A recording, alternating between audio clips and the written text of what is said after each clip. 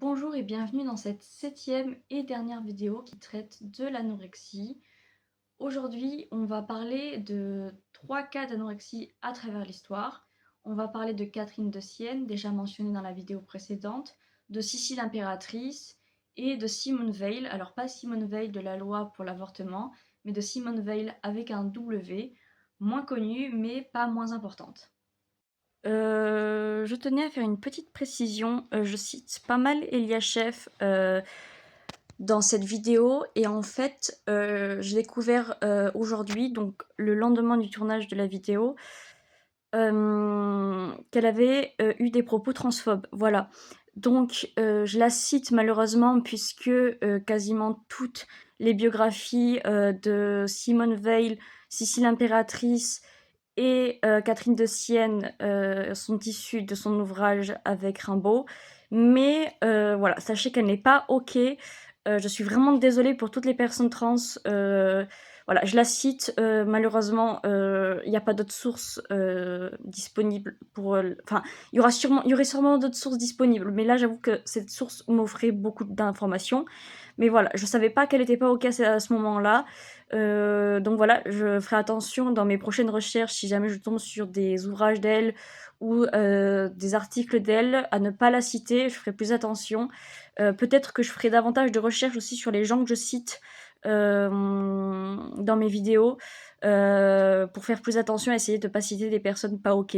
Voilà, donc je suis vraiment désolée. Je vais quand même garder les sources que j'ai citées, mais j'essaierai de ne pas refaire cette erreur. Voilà, je suis vraiment désolée.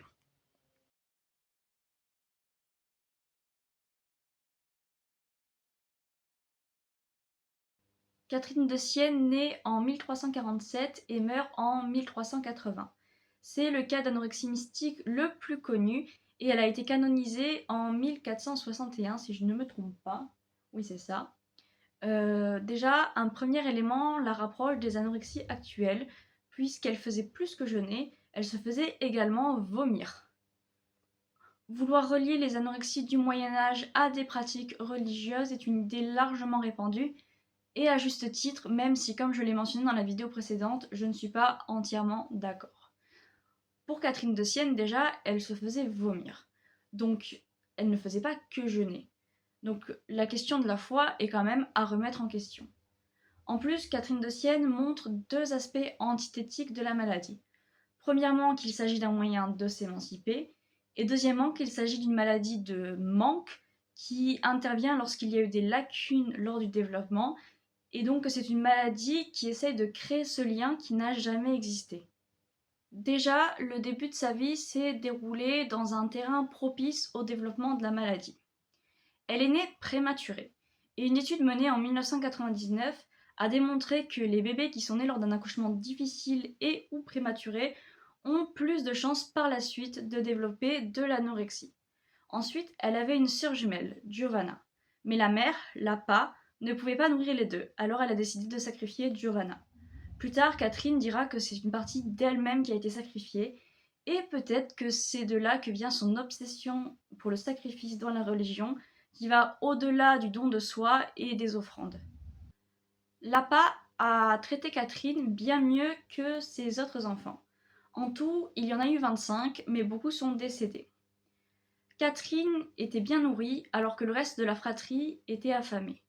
La peste noire faisait rage, les gens mouraient et la misère financière était très répandue.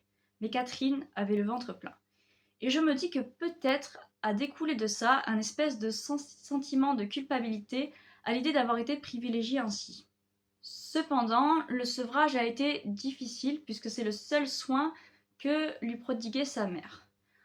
En effet, je pense que Catherine a dû sentir un espèce de sentiment de perte de contrôle, puisque c'est un tiers, c'est-à-dire sa mère, qui décidait ou non de son accès à la nourriture. Catherine a dit qu'elle a fait preuve de virilité, entre guillemets, dans son espèce de rage de vivre.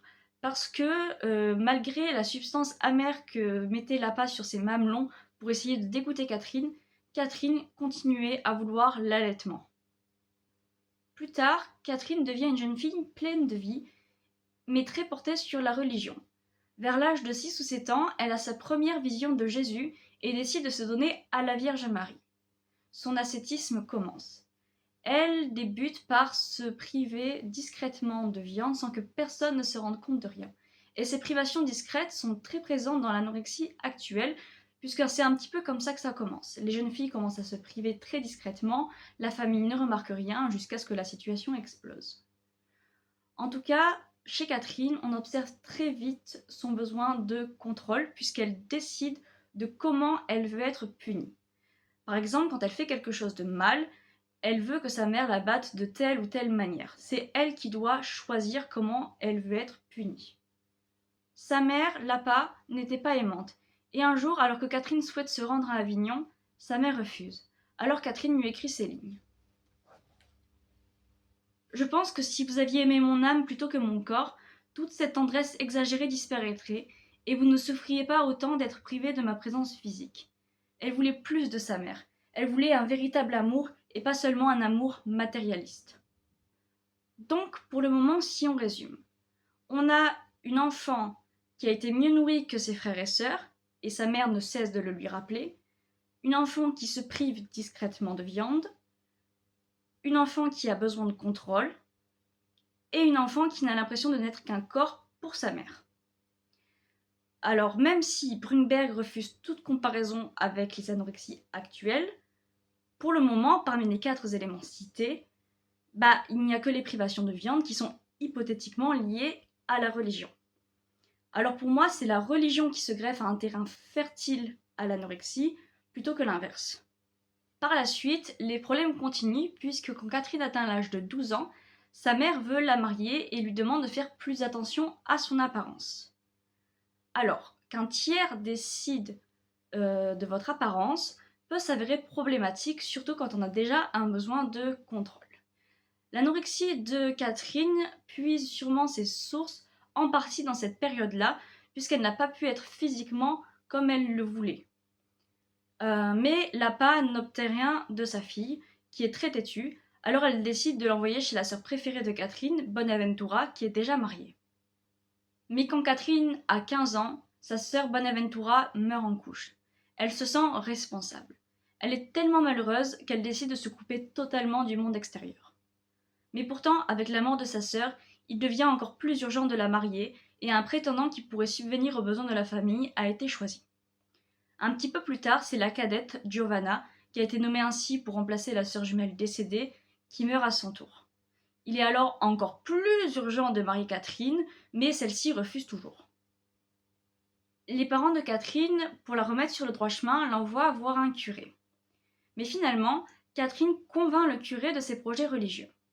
Le curé lui dit que pour lui prouver qu'elle est bien fidèle à Dieu, elle doit se couper les cheveux. Catherine s'exécute immédiatement et avec joie. Pour la punir, ses parents décident de l'enfermer dans une chambre où elle médite et où elle se flagelle. Elle n'a le droit de sortir que pour servir la famille. Alors, pour reprendre le contrôle, elle invente une variante de cette punition et se construit une petite chapelle en disant qu'elle n'a pas besoin de chambre.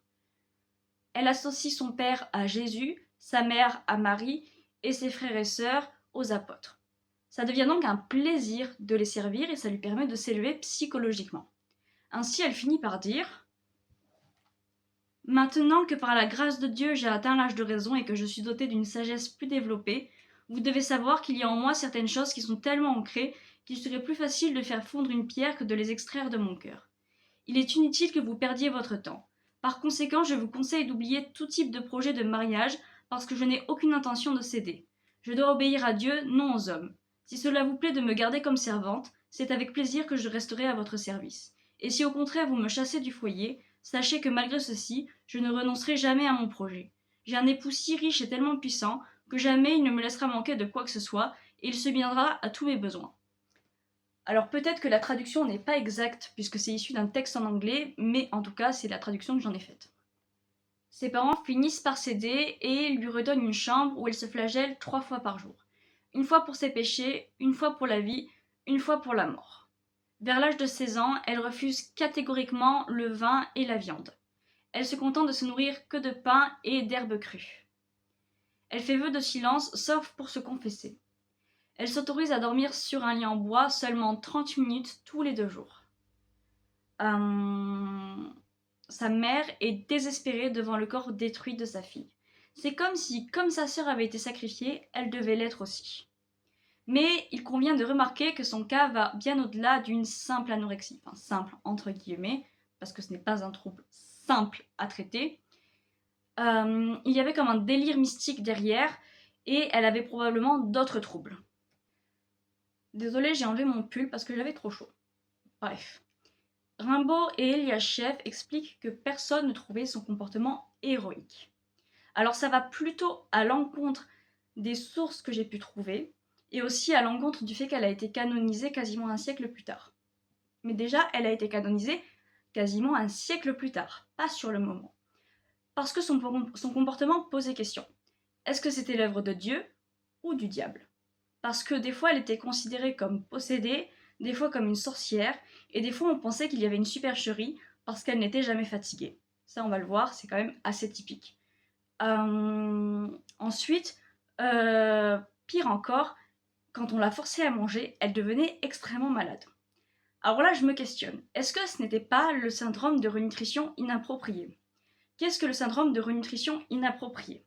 Alors c'est un phénomène un peu complexe que je vais essayer de résumer, mais en gros, c'est un syndrome qui a été mis en lumière après la libération des camps de concentration quand on a renourri les prisonniers. En fait, beaucoup sont décédés, et c'est là qu'on s'est rendu compte qu'après une période de jeûne ou de sous-nutrition extrême, se renourrir brusquement était dangereux. En fait, qu'est-ce qui se passe? Quand on a un apport en glucose qui est soudain et important, on observe une augmentation du taux d'insuline et une augmentation dans le niveau intracellulaire de glucose, de phosphate, de potassium, de magnésium et de calcium, mais pas dans le domaine extracellulaire. Donc ça crée un contraste qui peut causer la mort. Raymond de Capoue a dit elle est comme la Vierge du Seigneur. Elle se trouve à la fois rassasiée et plongée dans le jeûne avec l'estomac vide et le cœur rempli, complètement consumée à l'extérieur et à l'intérieur, totalement traversée par un fleuve, vive, alerte et joyeuse en toute situation. Aujourd'hui, les médecins appelleraient ça de l'hyperactivité. Elle finit par tenter d'essayer de convaincre des religieux à Florence par une lettre. Et je vais vous lire cette lettre parce que je la trouve particulièrement intéressante. Il me semble que vous êtes très étonné pour ce qui concerne le mode de vie que j'adopte, et je suis sûre que vous n'avez pas d'autre motivation que l'honneur de Dieu et ma santé. Vous craignez que je sois victime de pièges ou d'illusions du démon. Cette peur que vous ressentez, mon père, à propos de la nourriture ne me surprend pas, et je vous assure que si vous le sentez, moi-même j'ai peur à tel point que je crains les tromperies du diable.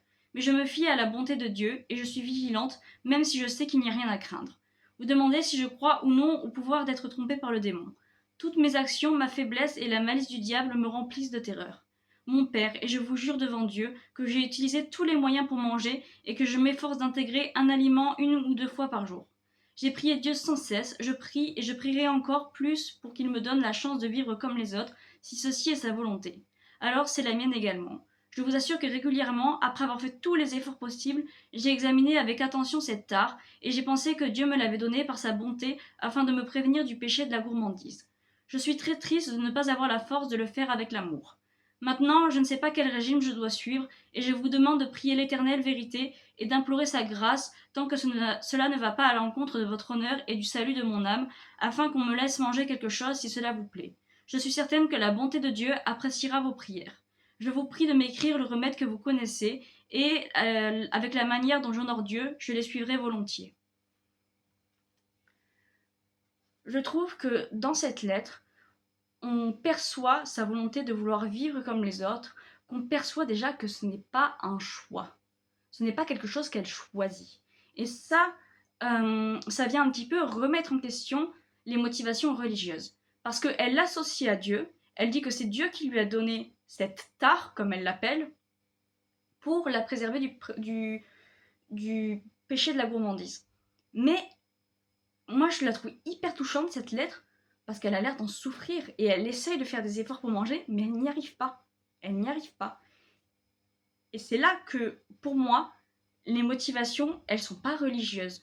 C'est, encore une fois, la religion qui vient se greffer à ça, mais c'est pas la religion qui en est à l'origine. Elle pense que c'est Dieu qui lui a donné cette maladie, enfin cette tare, comme elle le dit, mais elle ne l'a pas choisi. Elle ne l'a pas choisi, et ça, pour moi, c'est clairement un signe que c'est comme les anorexies actuellement, en fait. Pour Rimbaud et Eliachev, il pourrait s'agir d'une sorte de manipulation. Comme les personnes qui souffrent d'anorexie actuellement, elles peuvent prétendre être investies dans le soin, alors qu'en réalité elles sont beaucoup trop envahies par la maladie pour réellement être investies. Ça pourrait être le cas de Catherine ici. Elle pourrait tenter de manipuler les religieux en prétendant vouloir être sauvée, alors qu'en réalité, non. Mais ça m'étonnerait. Mais moi, j'y vois autre chose. Déjà, son but premier était de convaincre l'Église qu'elle n'était pas possédée par le diable. Ensuite, elle dit qu'elle a été punie pour éviter le péché de la gourmandise. Mais à mon avis, intérieurement, elle se dit qu'elle a été punie parce qu'elle a été choisie et pas sa sœur. En fait, comme elle le dit, elle veut vivre comme les autres. Et actuellement, les personnes qui souffrent d'anorexie, elles veulent vivre comme les autres. Mais la maladie les empêche. Et des fois, ça masque même cette envie de vouloir vivre comme les autres. La maladie donne l'impression que on sera jamais heureuse dans un corps en bonne santé, qu'on sera jamais bien avec tel poids, et qu'en fait, il faut juste toujours perdre, alors qu'au fond de soi, tout au fond, on veut vivre comme les autres. Attention cependant, parce que la lettre a été écrite dans le dialecte de Sienne du XIVe siècle en Italie. Le texte dans lequel je l'ai trouvé était en espagnol. Donc, j'ai traduit une traduction d'un texte d'un dialecte ancien qui était peut-être lui-même issu d'une traduction. Donc c'est un petit peu compliqué de lire entre les lignes et de connaître le véritable message de cette lettre, puisque elle a peut-être été victime un peu du phénomène du téléphone arabe. C'est-à-dire que plus on fait passer le message, plus il est modifié. Enfin, je pense. En tout cas, je pense que cette lettre nous cache des choses à cause des traductions multiples. Plus tard, elle souhaite intégrer l'ordre des dominicains, ce qui est peu courant à son âge, puisque l'ordre des dominicains, c'était plutôt pour les femmes plus âgées et souvent veuves. Sa mère s'oppose, mais évidemment, elle n'écoute rien. Est-ce vraiment surprenant? Elle tombe alors très malade et dit à sa mère: « Si tu veux que je me sente mieux, fais que je m'unisse aux sœurs de la pénitence. Sinon, je crains que Dieu et Saint-Domingue qui m'ont appelé fassent en sorte que tu ne me trouves ni sous ce toit, ni sous un autre. » Le souhait de Catherine a souvent été questionné. Pourquoi n'a-t-elle pas voulu intégrer un couvent? En fait, la réponse est assez simple. Les femmes de l'ordre dominicain, elles étaient souvent en deuil puisqu'elles étaient souvent veuves. Et Catherine était en deuil. En fait, ici, on observe un paradoxe. Elle veut en même temps prendre son autonomie en intégrant l'ordre, mais en même temps maintenir un lien profond avec sa famille, dont elle voulait le salut, à travers la maladie, car c'est ainsi qu'elle exprimait sa foi. Puisque son corps semble parler au nom de Dieu, les réticences auxquelles elle devait faire face commencent à disparaître. Ainsi, même si elle n'est pas canonisée de son vivant, elle commence à être considérée comme une sainte. En fait, on va le voir plus tard, mais comme Sissi cherchait à s'émanciper des règles de la cour et comme Simone Veil cherchait à s'intégrer à la lutte ouvrière, eh bien Catherine a trouvé sa cause, participer à la réforme de l'Église. Il est intéressant ici de noter que l'anorexie est souvent reliée à une sorte de militantisme. C'est le trouble de la rébellion. Et d'ailleurs, notre petite sainte n'a pas froid aux yeux, puisqu'elle a osé se montrer autoritaire envers le pape. Il vivait à Avignon, et pour le bien de l'Église, il devait rentrer à Rome. Alors elle lui a écrit: « Si jusqu'ici vous n'avez pas été assez énergique, je vous le demande, je vous en supplie, pour le temps qu'il vous reste, agissez comme un homme courageux et qui suit le Christ de qui vous êtes le vicaire. » C'est en partie grâce à elle que le pape est rentré à Rome pour le bien de l'Église.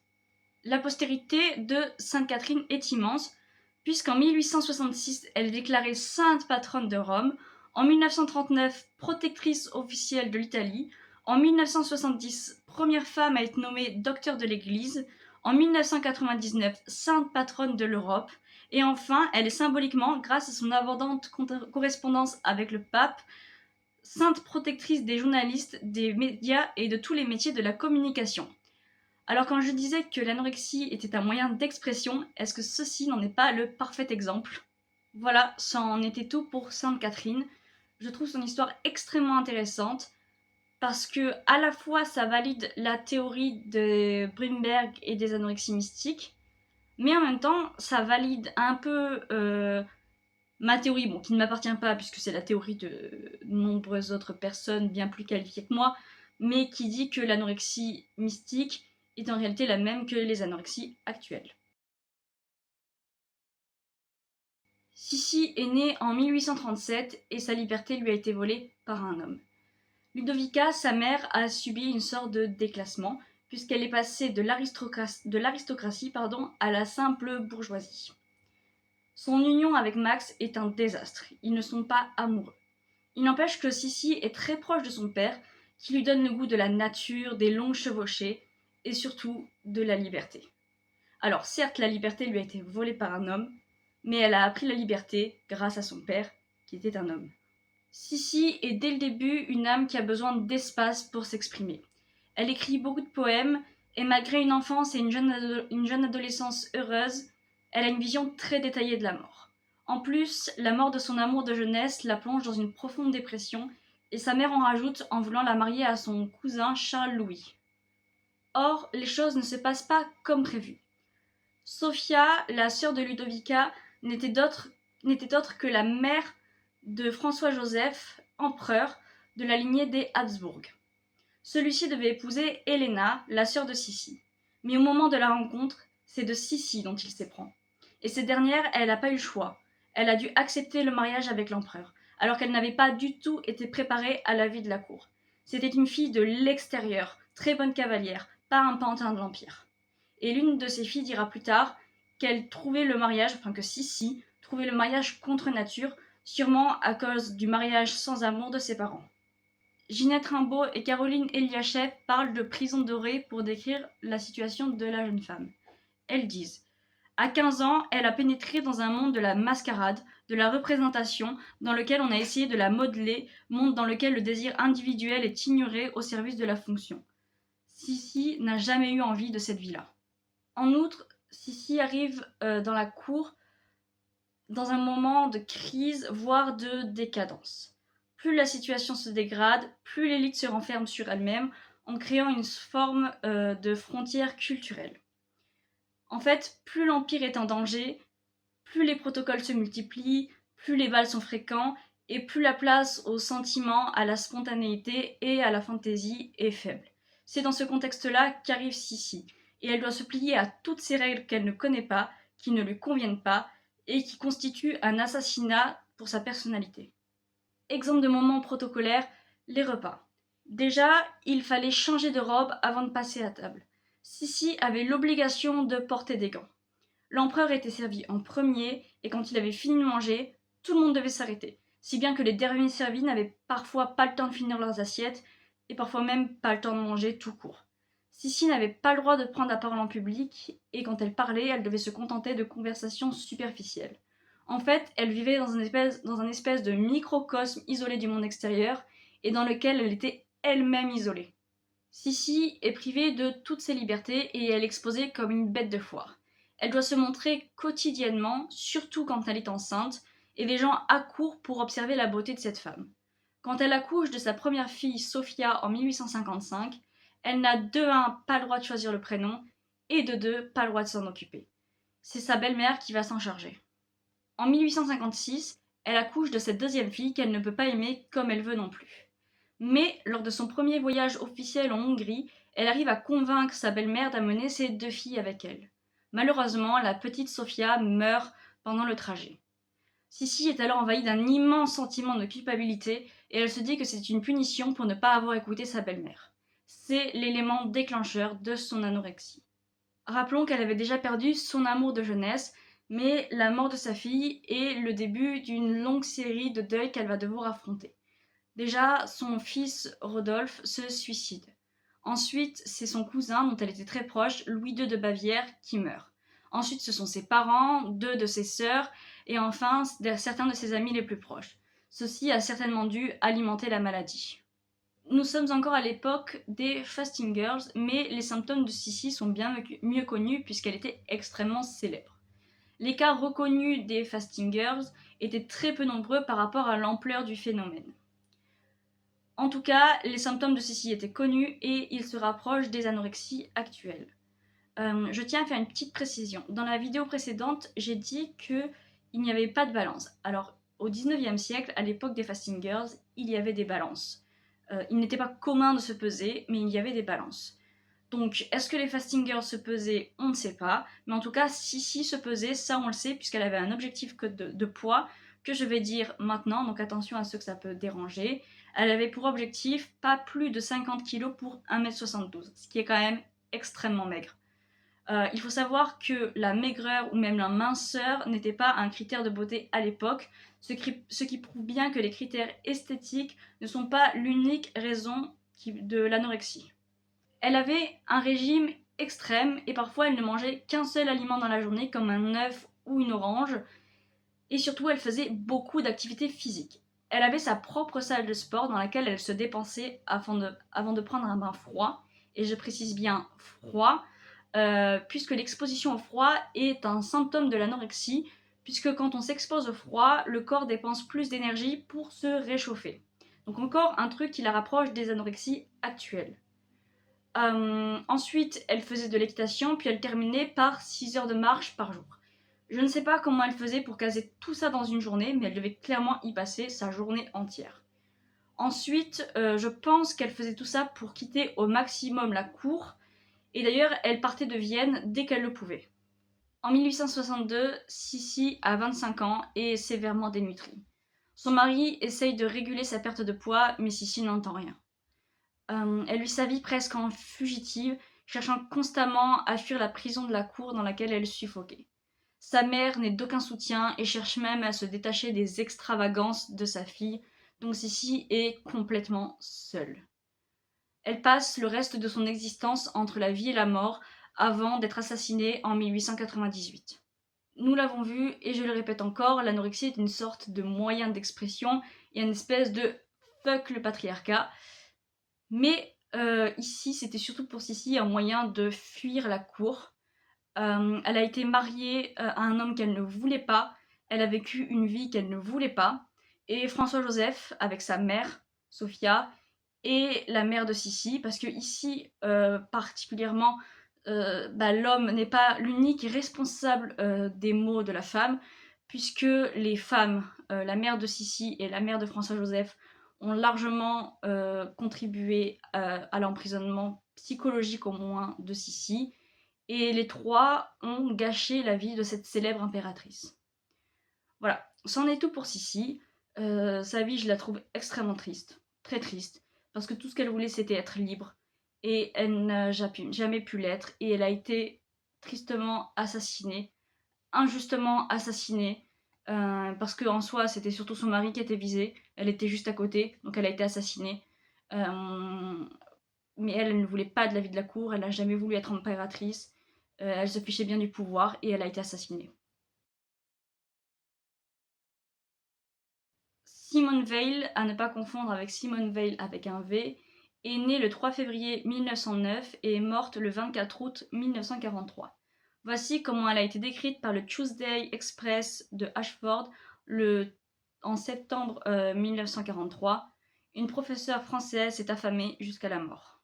Le point commun avec Sissi, la volonté de défendre les populations les plus vulnérables, les Hongrois pour Sissi et les ouvriers pour Simone, et la volonté de fuir son environnement, la cour impériale pour Sissi et le patriarcat, je suis trop matrixée, le capitalisme, ce qui n'est pas beaucoup mieux, et le confort bourgeois pour Simone. Simone est perfectionniste, intransigeante, rigide, têtue et extrêmement déterminée. Elle est toujours dans la quête de la plus vraie des vérités et elle ne tolère aucune nuance. En tant que fervente communiste, elle a interrogé le père Courtier pour savoir si ses idéaux politiques étaient compatibles avec la religion. Elle lui dit « Je ne demande pas de réponse rapide. Il n'y a aucune urgence, je demande juste une réponse catégorique. » Ces traits de personnalité sont très souvent trouvés chez les personnes souffrant d'anorexie et ça représente un terrain fertile pour le développement de la maladie. Je sais, je dis beaucoup terrain fertile, mais j'aime bien cette expression. Enfin bref. Mais ce qui contraste un petit peu avec les autres traits de personnalité qu'on retrouve souvent chez les personnes souffrant d'anorexie, c'est que Simone était fière, voire orgueilleuse. Chose qu'on retrouve pas très souvent quand même chez les personnes atteintes d'anorexie. Elle n'hésitait pas à donner son opinion et elle avait l'esprit de contradiction. Bon, ça c'est pas mal retrouvé par contre. Et des fois elle était tellement radicale que certains avaient peur de l'intégrer dans les syndicats, simplement parce qu'elle était beaucoup trop radicale, quoi. Elle est née dans une famille plutôt bourgeoise d'origine juive. Elle est née un mois avant le terme, encore un bébé prématuré, comme Catherine de Sienne. Elle est allaitée jusqu'à l'âge de ses 6 mois. Enfin, à l'âge de ses 6 mois, elle est encore allaitée. Et sa mère fait une crise d'appendicite. Et en fait, elle doit suivre un traitement qui est incompatible avec l'allaitement, mais elle décide de continuer d'allaiter Simone. Sauf que l'état du petit bébé se dégrade jusqu'à ses 11 mois, où sa mère décide d'arrêter de l'allaiter. Mais malheureusement, l'état du bébé se dégrade encore et encore. Suite à la fin de l'allaitement, on pense à un empoisonnement causé par le changement de régime. En fait, Simone s'alimente tellement peu qu'entre ses 11 et ses 16 mois, elle ne grandit pas et ne prend pas de poids. Elle enchaîne donc les problèmes de santé et les médecins commencent à douter du fait qu'elle puisse survivre. Alors j'ai lu que lors de la diversification alimentaire, les enfants pouvaient refuser de s'alimenter parce qu'ils sont dans une phase d'opposition où ils veulent attirer l'attention de leurs parents. Quoi qu'il en soit, Simone a eu très vite et très tôt des problèmes avec la nourriture. Elle va subir un gros traumatisme à l'âge de 3 ans. Elle aussi fait une crise d'appendicite et pour la rassurer, sa mère lui a dit que les médecins allaient l'emmener voir un arbre de Noël. Sauf qu'arrivée au bloc, pas d'arbre de Noël. Donc là, elle réalise que sa mère pouvait lui mentir. Il est possible qu'elle ait vécu cette trahison comme une incapacité de sa mère à la rassurer et comme une incapacité, comme c'était surtout les mères à cette époque-là qui s'occupaient de nourrir les enfants, comme une incapacité à la nourrir. Elle va vivre une enfance un petit peu mouvementée avec une mère qui a de nombreux tocs. Elle n'a le droit d'embrasser personne et de ne se faire embrasser par personne par peur des microbes. Elle a un frère qui s'appelle André et leur mère leur impose des lavages de mains hyper fréquents, si bien que Simone se met à son tour à développer des peurs, notamment des peurs alimentaires. Le père de Simone et André est médecin et il est mobilisé pendant la guerre.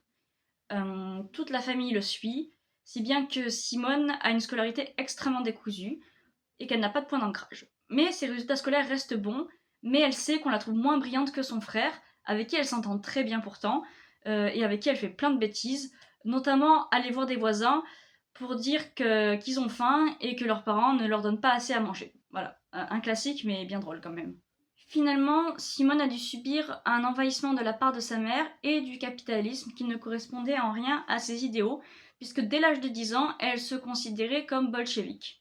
D'ailleurs, des idées aussi marquées et subversives dès un si jeune âge prouvent bien sa force de caractère et donc la force qu'elle aura par la suite pour sa famille. Mais il y a un autre truc. Ses parents l'ont toujours traité comme un garçon. Alors on pourrait se dire, c'est pas une si mauvaise idée à cette époque-là, puisque les femmes n'avaient pas du tout les mêmes chances que les hommes, et que donc si elle est traitée comme un garçon, elle pourra avoir les mêmes chances que son frère, mais c'est quand même un petit peu bizarre. Mais ce que je trouve perturbant, voire malsain, c'est qu'ils ont nié sa féminité. Ils l'ont habillée comme un garçon, ce qui en soi actuellement ne serait pas grave, mais rappelons qu'on est au début du XXe siècle. Une jeune fille, une enfant habillée comme un garçon, c'est pas super bien vu. Même si avec les années folles, un physique androgyne était plutôt recherché, les femmes portaient quand même des robes. Et rappelons quand même que les femmes n'avaient officiellement pas le droit de porter des pantalons jusqu'en 2013. Donc au début du XXe siècle, inutile de le dire que ça ne devait pas être très bien vu. Bon, à la limite, passons sur les vêtements. Ce qui est extrêmement malsain, c'est que ses parents disaient avoir 2 fils.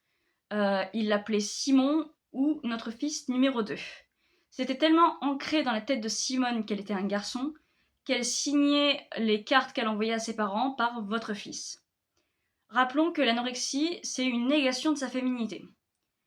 Alors, soit Simone était véritablement trans et dans ces cas-là, c'est pour expliquer pourquoi elle niait sa féminité, soit, du coup, il, soit c'est à cause de ses parents qu'elle voulait pas avoir de forme féminine et que c'est pour ça qu'elle s'est affamée, même si en soi elle voulait se libérer des carcans bourgeois et que sa famille était bourgeoise.